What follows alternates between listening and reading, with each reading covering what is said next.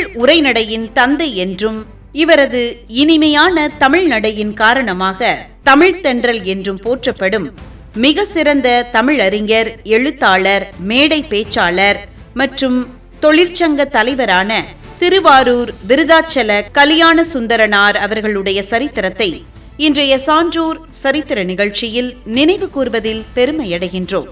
இவர் சுருக்கமாக திருவிக என்று அழைக்கப்படுகிறார். 1883ஆம் ஆண்டு ஆகஸ்ட் மாதம் 26ஆம் தேதியன்று காஞ்சிபுரம் மாவட்டம் துள்ளம் என்ற ஊரில் பிறந்தார். 1953ஆம் ஆண்டு செப்டம்பர் மாதம் 17ஆம் தேதியன்று காலமானார் திருவிக அவர்கள். விருதாச்சல முதலியார் சின்னம்மாள் தம்பதியினர் இவரது பெற்றோர் ஆவார்கள். சென்னை ராயப்பேட்டை ஆரியன் தொடக்கப்பள்ளி மற்றும் வெஸ்லி கல்லூரியிலும் பயின்றார். மகாவித்துவான் நா. கதிரைவேர் பிள்ளையிடம் தமிழ் இலக்கண இலக்கியங்களை முறையாக கற்றார் திருவிக அவர்கள். தேசபக்தன், நவசக்தி ஆகிய இதழ்களின் ஆசிரியராக இருந்து எளிய தமிழில் அரசியல் கட்டுரைகளை எழுதி மக்களிடம் விழிப்புணர்வை ஏற்படுத்தினார். இந்தியாவின் முதல் தொழிற்சங்கமான சென்னை தொழிலாளர் சங்கம் உருவாக பி. வாடியாவுடன் இணைந்து முக்கிய பங்காற்றினார் திருவிக அவர்கள். இதனால் இவர் தொழிலாளர் இயக்கத்தின் தந்தை எனவும் போற்றப்படுகிறார்.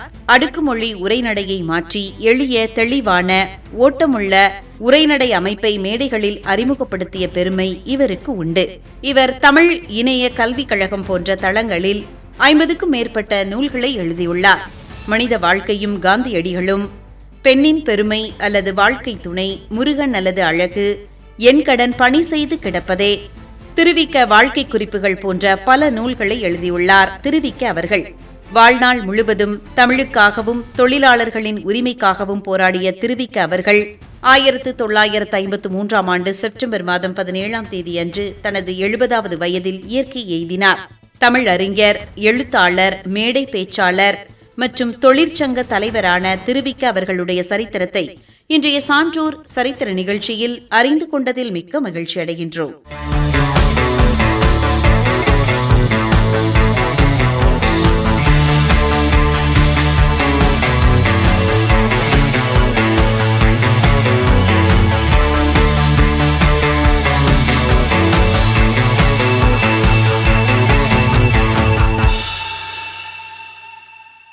ஆதரவற்றோர், ஏழைகள் மற்றும் நோயாளிகளுக்காக தன் வாழ்நாள் முழுவதையும் அர்ப்பணித்த ஒரு உலக புகழ் பெற்ற கத்தோலிக்க கன்னியாஸ்திரியான அன்னை தெரசா அவர்களுடைய சரித்திரத்தை இன்றைய சான்றோர் சரித்திர நிகழ்ச்சியில் நினைவு கூர்வதில் பெருமையடைகின்றோம்.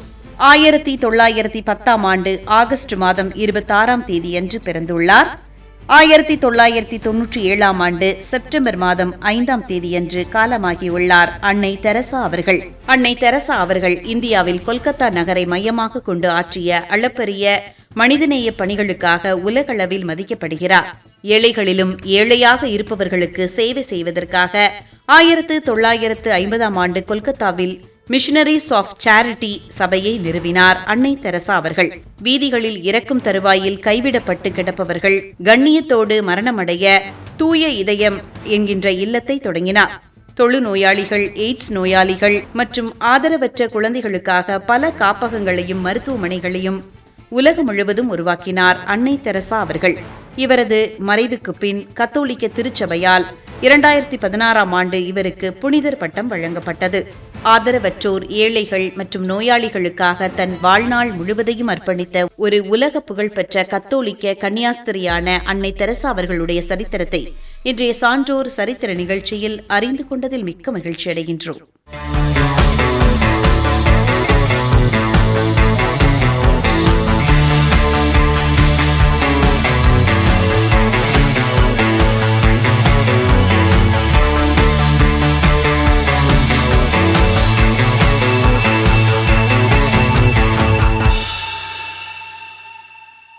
தமிழ் இதழியல் உலகிலும் இந்திய திரைப்பட துறையிலும் மாபெரும் புரட்சியை ஏற்படுத்திய ஒரு சாதனையாளர், எழுத்தாளர், விளம்பரதாரர், திரைப்பட தயாரிப்பாளர் மற்றும் பதிப்பாளரான எஸ். வாசன் அவர்களுடைய சரித்திரத்தை இன்றைய சான்றோர் சரித்திர நிகழ்ச்சியில் நினைவு கூர்வதில் பெருமையடைகின்றோம்.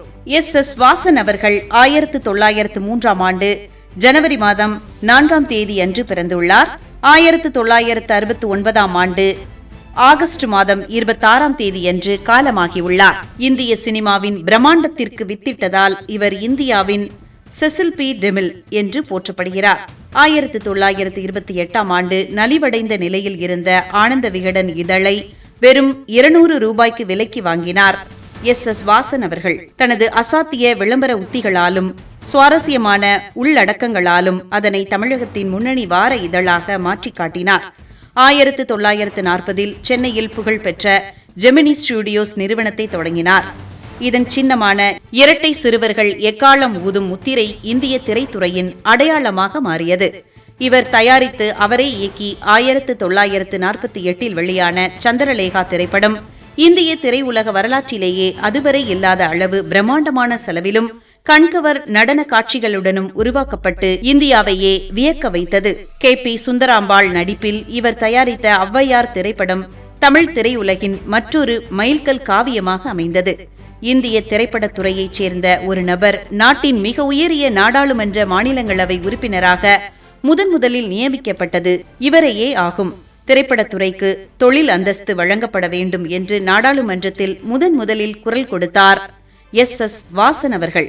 அவரது நூற்றாண்டு விழாவை சிறப்பிக்கும் வகையில் 2004ஆம் ஆண்டு இந்திய அரசு அவரது உருவம் பொறித்த அஞ்சல் தலையை வெளியிட்டு கௌரவித்தது.